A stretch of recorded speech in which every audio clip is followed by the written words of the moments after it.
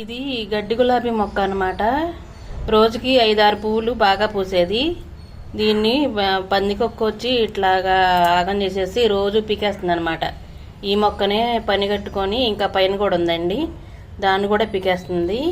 ఇంకా కొంచెం బాగా పెరిగితే కనుక ఇటు పక్కన హోల్స్ పెట్టి పైనుంచి కిందకి వేలాడదీద్దాము, ఇలాగా నీట్గా కనిపించిద్ది అనుకున్నానండి. కానీ మొక్కలన్నీ చచ్చిపోతున్నాయి.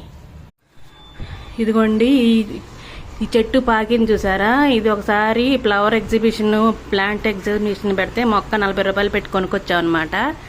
ఈ ఒక్క మొక్కకి గింజలుంటే తొట్టిలో పడి మొలుస్తున్నాయి అనమాట. ఇట్లా మొలిస్తే ఇదిగోండి పందికొక్కొచ్చి ఇలాగా తవ్వేస్తుంది.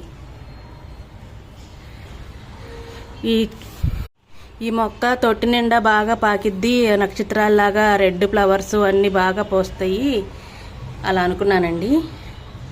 కానీ ఇదిగోండి ఇలా అయిపోయింది లాస్ట్కి. నేను అంతేనండి, ఇంకా ఏదైనా ముందు బాగా సక్సెస్ అయ్యిద్దని మొదలు పెడితే అది సక్సెస్ అవదన్నమాట. దేనికోసం బాగా ఆలోచించి అయ్యిద్ది అనుకున్న పని ఇక ఎప్పటికీ అవదన్నమాట.